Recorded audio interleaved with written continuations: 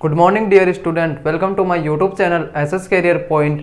आज की जो अपनी क्लास होगी वो होगी क्वेश्चन, यानी आज मैं आपको क्वेश्चन समझाऊंगा कि कैसे क्वेश्चन एग्जाम में आते हैं। इससे पहले अपनी जो क्लासें हुई थी वो थ्योरी की क्लास से थी, यानी कि मैं आपको थ्योरी पढ़ा रहा हूँ और उस थ्योरी के अंदर से क्वेश्चन बनता कैसे है उन क्वेश्चनों की आज हम चर्चा करेंगे। तो आज की ये क्लास है अपनी, वो इसके अंदर हम बात करेंगे 15 इंपॉर्टेंट क्वेश्चनों की, यानी कि मैंने 15 क्वेश्चन ऐसे बनाए हैं जो आपके एग्जाम की दृष्टि से महत्वपूर्ण है और वो एग्जाम में आने की संभावनाएं और आए भी हैं। पीछे जितने एग्जाम हुई हैं उनमें से किसी ना किसी एग्जाम में वो क्वेश्चन पूछे गए हैं। तो आज हम उन्हीं क्वेश्चनों की बात करेंगे। सबसे पहले तो क्वेश्चन बनता कैसे है, या फिर आपने जितना पहले पढ़ा है उससे पता भी चल जाएगा कि आपको कितना याद हुआ या फिर कितना आता है। तो हम पहले की जो क्लासें हैं उन्हीं के ही क्वेश्चन करेंगे। तो आज की जो अपनी क्लासें हैं उसमें हम 15 महत्वपूर्ण क्वेश्चनों की चर्चा करेंगे। इन क्वेश्चनों के अंदर अपना जो सबसे पहला क्वेश्चन है वो क्वेश्चन है कि रसायन विज्ञान का जनक कौन है। रसायन विज्ञान का जनक कौन है? जो हमने क्लास पढ़ी थी साइंस की, उसके अंदर मैंने अच्छी तरीके से समझाया था रसायन विज्ञान के जनक के बारे में। मैंने ऐसे नोट लगवा के वो लाइन लिखवाई भी थी। तो रसायन विज्ञान का जनक कौन है? इसके अंदर ऑप्शन है 1 नंबर का अरस्तु, 2 नंबर पे है मोजले और 3 नंबर का ऑप्शन है अपने पास लेवाइसियर। ये 3 ऑप्शन है अपने पास इस क्वेश्चन के अंदर, यानी कि रसायन विज्ञान के जनक का जो क्वेश्चन है और उसके अंदर 3 अपने पास ऑप्शन है और 4 नंबर का ऑप्शन है इनमें से कोई नहीं। तो हम सबसे पहले देखें क्वेश्चन सोल्व कैसे करते हैं। यानी कि हमें पता है कि अरस्तु कौन है। अरस्तु ने कौन से विज्ञान का जनक कहते हैं? अरस्तु को कहते हैं जीव विज्ञान का जनक, यानी बायोलॉजी का जनक। मोजले है, मोजले ने क्या दिया था? आधुनिक आवर्त सारणी, या फिर आधुनिक आवर्त सारणी के जनक की बात करें तो मोजले। तो ये तो हो गया जीव विज्ञान का जनक, जीव विज्ञान के जनक, और ये हो जाएंगे आधुनिक आवर्त सारणी के जनक।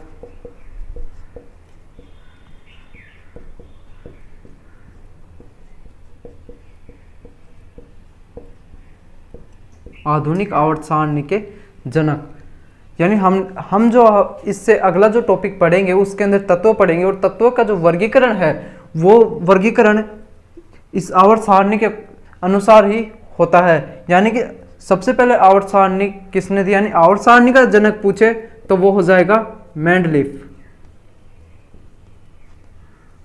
आवर्त सारणी के जनक की बात करें तो वो हो जाएगा मेंडलीफ।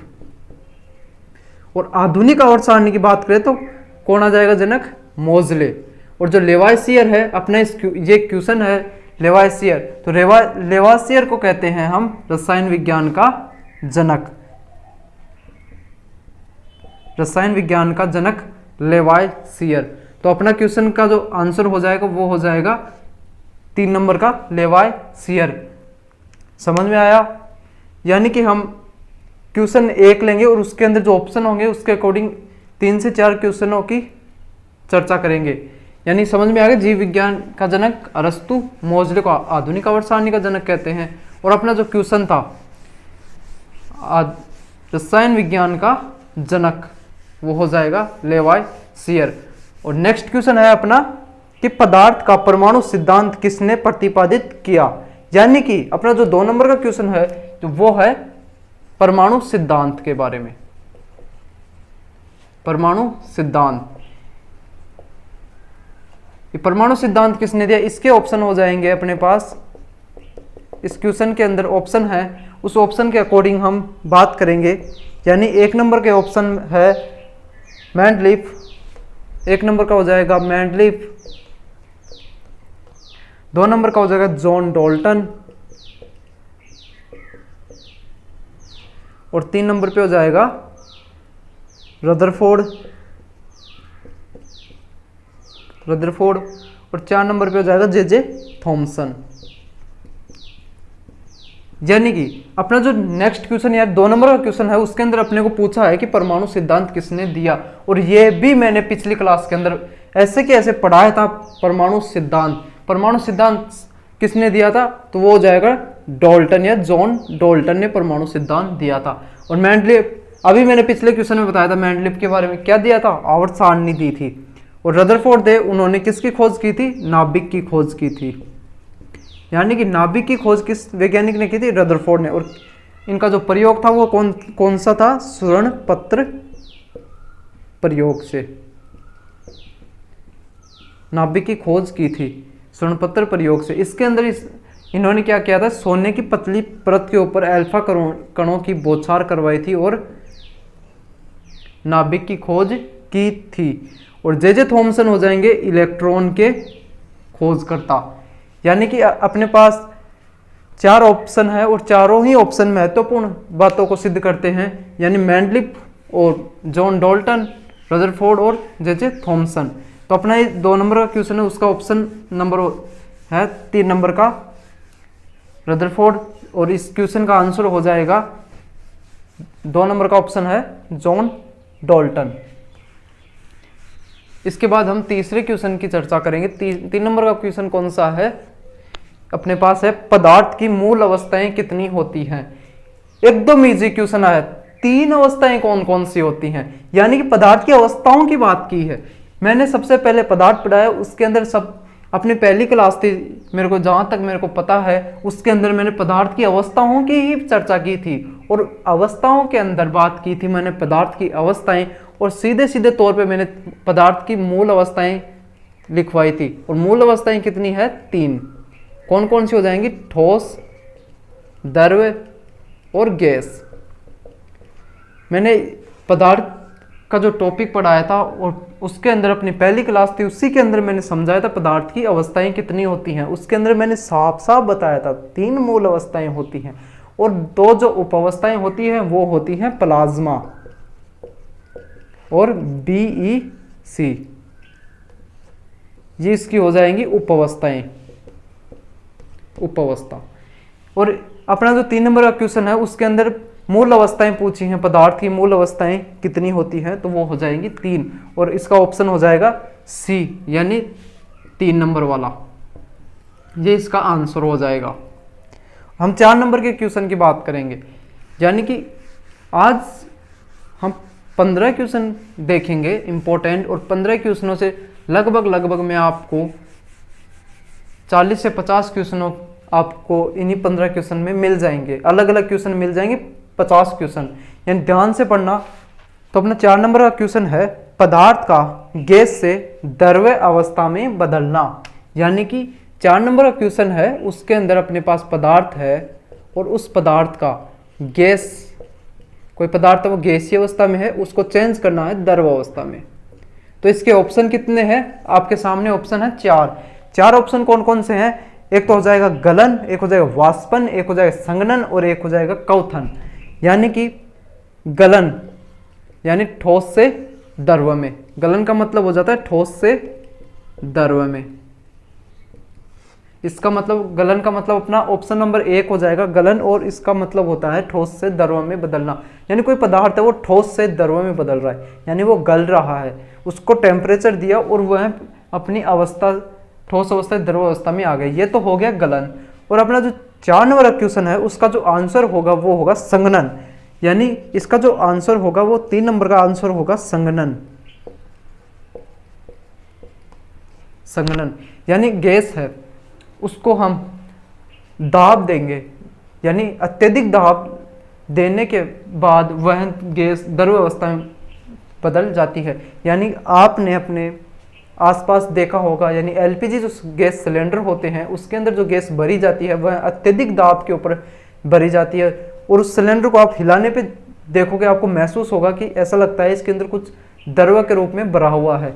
और यह इसी का ही उदाहरण है एलपीजी गैस सिलेंडर। यानी जो एलपीजी गैस सिलेंडर के अंदर जो गैस भरी जाती है वो अवस्था में तो गैस होती है, लेकिन वह अत्यधिक दाब देकर उसको द्रव अवस्था में आ जाती है और वह एलपीजी सिलेंडर में भरी जाती है। तो अपना इसका आंसर हो जाएगा संघनन। और इसके बाद अपना अगला नेक्स्ट क्वेश्चन पे आते हैं, 5 नंबर वाले क्वेश्चन के ऊपर। नेक्स्ट क्वेश्चन है अपना 5 नंबर का, वो क्या है? कणों की व्यवस्था सर्वाधिक कौन से पदार्थों में व्यवस्थित होती है? सबसे अच्छा क्वेश्चन, बहुत ही अच्छा क्वेश्चन है। यानी अपने को क्या पूछा है 5 नंबर के क्वेश्चन में, और ये क्वेश्चन अच्छा क्वेश्चन है, यानी मोस्ट है, मेरी नज़र में ये क्वेश्चन अच्छा है।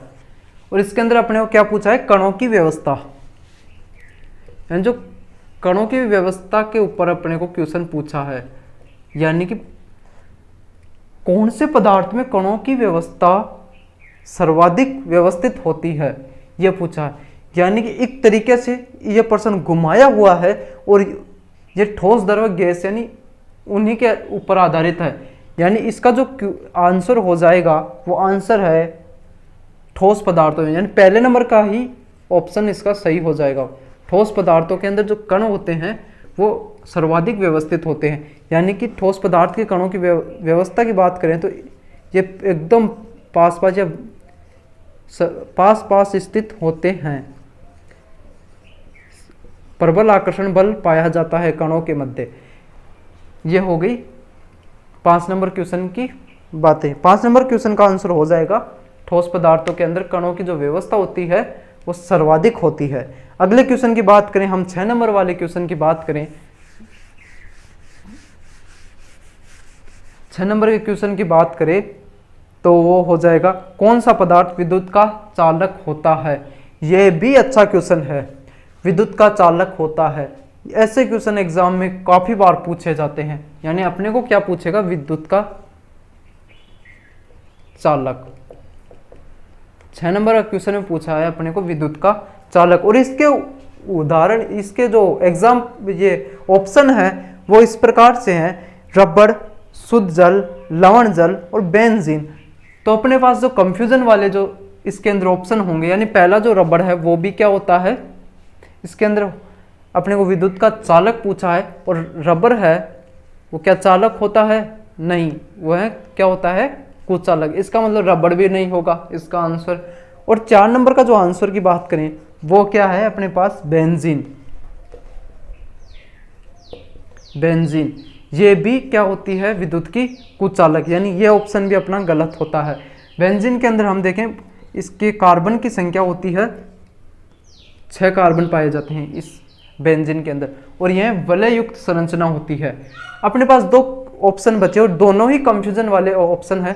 ज़्यादातर लोग अगर जल देखते हैं और पूरा ऑप्शन देखते ही नहीं है, सीधा जल देखते ही उसको सही कर देते हैं और एग्जाम में क्वेश्चन गलत हो जाता है।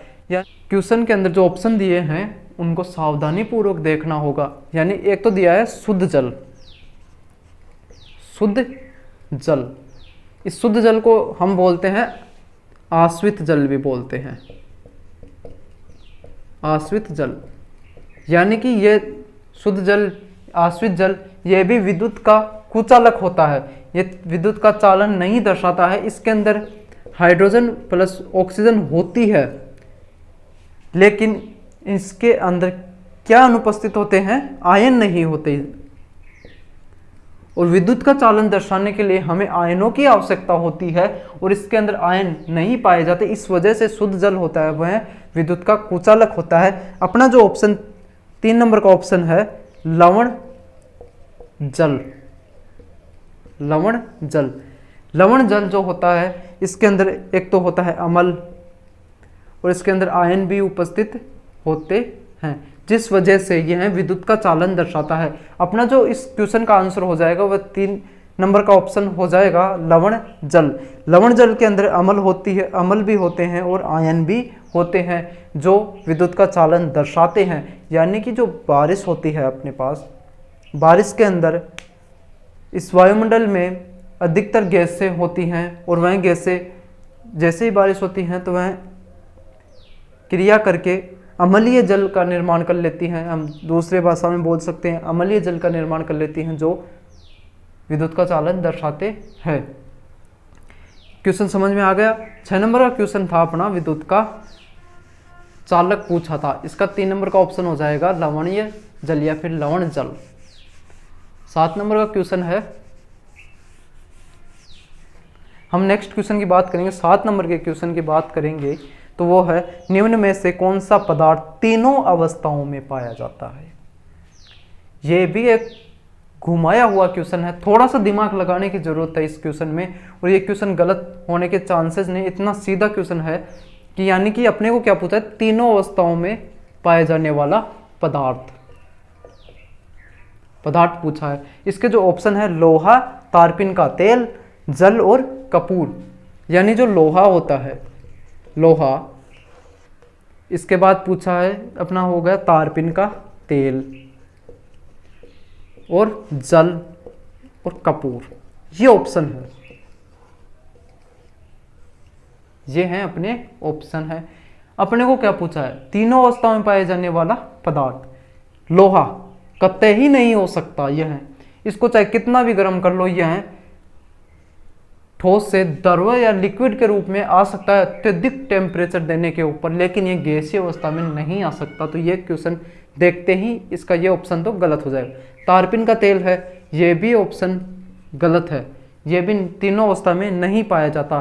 और इसके बाद देखें कपूर, या ठोस से सीधा इसको अगर टेम्परेचर देंगे तो गैसीय अवस्था में चेंज होता है, यानी कि यह द्रव अवस्था में बदलता ही नहीं, यह डायरेक्ट ही चेंज होता है गैसीय अवस्था में, तो यह भी नहीं होगा। अपने पास क्या बता, 3 नंबर का ऑप्शन जल, जो तीनों अवस्थाओं में पाया जाता है, जल वाला ऑप्शन सही हो जाएगा। नेक्स्ट क्वेश्चन है अपना, पदार्थ की अधिकतम अवस्थाएं होती हैं। पदार्थ की अधिकतम अवस्थाएं होती हैं, यह भी पिछली क्लास में पढ़ाया हुआ क्वेश्चन और सीधा और इतना आसान क्वेश्चन है। यानी कि पदार्थ की कितनी अवस्थाएं होती हैं, पदार्थ की अधिकतम जो अवस्थाएं होती है, यानी मूल अवस्था तो होती है 3 और उप अवस्थाएं होती हैं 2, अधिकतम अवस्थाएं हो जाएंगी 5। इसका ऑप्शन नंबर हो जाएगा डी, सही होगा 5। इसके बाद अगला क्वेश्चन होगा अपना, अगला जो क्वेश्चन है, निम्न में से कौन सा पदार्थ नहीं है। 9 नंबर का जो क्वेश्चन है उसमें अपने को पूछा है पदार्थ नहीं है, यानी कि ऐसा क्वेश्चन है कि अपने को ऑप्शन देख के यह छांटना है कि कौन सा पदार्थ है या नहीं है। अपना जो क्वेश्चन है वो पदार्थ नहीं है यह पूछा है, तो हम इसके ऑप्शन देखेंगे। एक तो हो जाए कुहासा, एक हो जाए आर्द्रता, एक हो जाए द्रव्यमान, एक हो जाएगा रक्त। तो अपने को सीधा सीधा अपने को पता है कि इसका जो ऑप्शन है वो 3 नंबर पे है द्रव्यमान, ये इसका ऑप्शन सही हो जाएगा। 9 नंबर का क्वेश्चन है द्रव्यमान, ये हो जाएगा पदार्थ नहीं, 3 नंबर का ऑप्शन इसका सही हो जाएगा। 9 नंबर के अंदर आएगा ऑप्शन नंबर सी, द्रव्यमान। और इसके बाद 10वें नंबर का क्वेश्चन आया है, 10 नंबर का क्वेश्चन है, निम्नलिखित में से ठोस का एक गुण नहीं है। ठोस का गुण नहीं है, यानी कि हमने जब अवस्थाएं पढ़ी थी पदार्थ की, तो मैंने ठोस के बारे में साफ साफ बताया था कि जो आकार व आयतन दोनों निश्चित होते हैं ठोस के अंदर। ये चीज हमें इस क्वेश्चन को सोल्व करने से पहले हमें इन चीज़ों के बारे में पता होना चाहिए। अब हम इसके ऑप्शंस की चर्चा करेंगे। 1 नंबर का ऑप्शन है, यानी हमें पूछा है ठोस का गुण नहीं है, ठोस गुण नहीं है, ठोस का गुण नहीं है। पहला ऑप्शन है, पहला जो ऑप्शन है ए है, यह असंपीड्य होता है। क्या यह गुण है?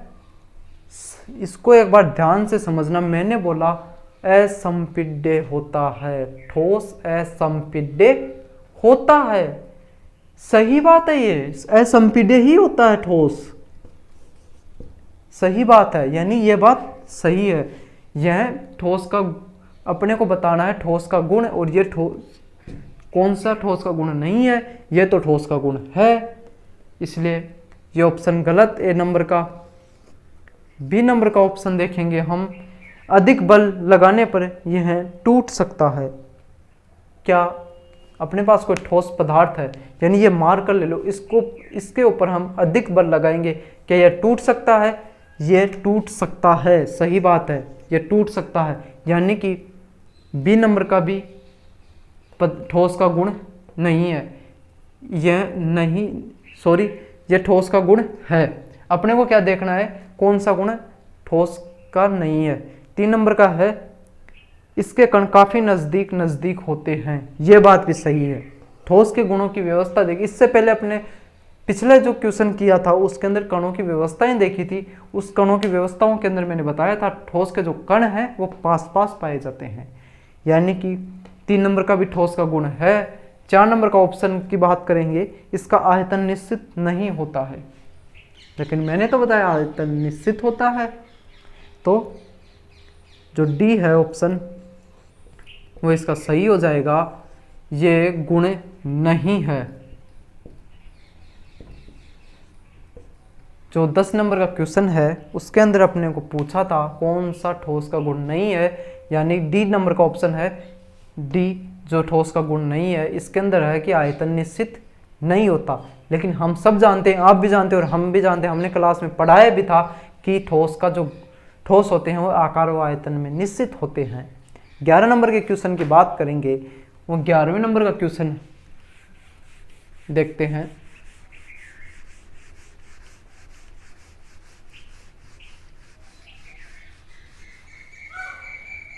हम 11वें नंबर की क्वेश्चन बात करें। आज हम सिर्फ और सिर्फ 15 क्वेश्चनों की ही चर्चा करेंगे। उसके बाद हम जैसे ही आगे जो टॉपिक है अपना तत्व वाला वो कंप्लीट होता है, उसके बाद बहुत से क्वेश्चन ऐसे लेके आऊँगा जो आपको लगभग 100 के लगभग क्वेश्चनों की आपसे चर्चा होगी। तो आप मेरे साथ बने रहिए। अगर आप यूट्यूब चैनल पर नए हो तो इसको सब्सक्राइब कर लीजिए, और आपकी साइंस की तैयारी ऐसी करवा दूंगा कि आपका कोई भी क्वेश्चन साइंस का गलत नहीं होगा। अगर आप पढ़ोगे नहीं तो उसमें मेरी कोई गलती नहीं है, वो आपकी गलती है। साथ में पढ़ते रहो, मेरे साथ चलते रहो। आपको कोई भी प्रॉब्लम हो कमेंट में कमेंट करके बता दो, सॉल्यूशन वीडियो बना दी जाएगी। अपना जो नेक्स्ट क्वेश्चन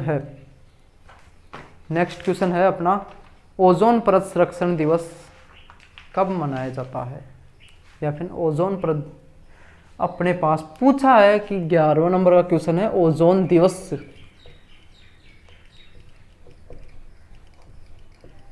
ओजोन दिवस पूछा है, इसके ऑप्शन है, एक तो है 5 जून, एक है 5 सितंबर, एक है 16 सितंबर और एक है 1 दिसंबर। ये अपने क्वेश्चन है, ये अपने ऑप्शन है। अपने को क्या पूछा है, ओजोन परत दिवस। इन दिवसों से आपको एक क्वेश्चन देखने को मिलता है हर एग्जाम में, या तो मैं ये बोलता हूँ कि आपको ये दिवस हैं वो याद रख लेना। और अब मेरी जो कभी मेरे को टाइम मिलेगा, थोड़ा टाइम निकाल के मैं ये जो दिवस हैं एक साल के अंदर कितने दिवस होते हैं वो सारे की एक दिवसों की अपन एक क्लास के अंदर चर्चा करेंगे। तो दिवस भी अपने आप में इम्पोर्टेंट क्वेश्चन होते हैं और दिवसों का क्वेश्चन भी एग्जाम में आता है। तो इस ओजोन दिवस को, यानी ओजोन दिवस है वो कब मनाया जाता है, आंख बंद करके पता होना चाहिए अपने को कि ओजोन दिवस कब मनाया जाता है। 16 सितंबर को मनाया जाता है। ऐसे क्वेश्चन जो दिवस वाले हैं वो गलत होने ही नहीं चाहिए, आपको सीधा याद होना चाहिए। और साथ में इसके साथ जो ऑप्शन आते हैं वो भी ऐसे ऑप्शन नहीं होते, वो भी किसी ना किसी दिवस से संबंधित ही ऑप्शन होते हैं। जो 5 जून है उसको हम क्या बनाते हैं, 5 जून को बनाते हैं पर्यावरण दिवस बनाते हैं, विश्व पर्यावरण दिवस 5 जून को बनाते हैं।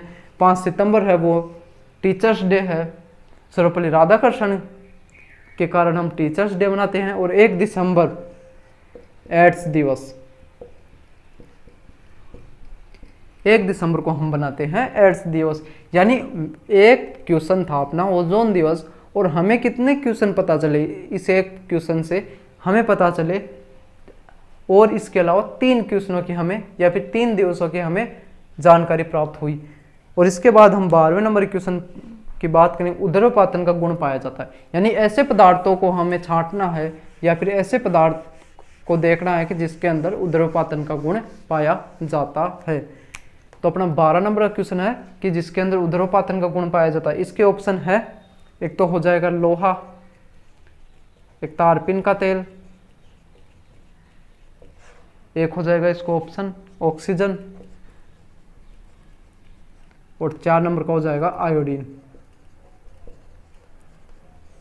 जब हमने पदार्थ की बात की थी, पदार्थ का जो टॉपिक चल रहा था उस समय मैंने पदार्थ की अवस्थाओं के बारे में बता रहा था। उसके अंदर मैंने एक अवस्था नोट लगवा के अलग से बताई थी कि उदरोपातन, यानी कि ऐसे पदार्थों के अंदर कुछ ऐसे पदार्थ हैं जिसके अंदर उदरोपातन का गुण पाया जाता है। उदरोपातन होता क्या है?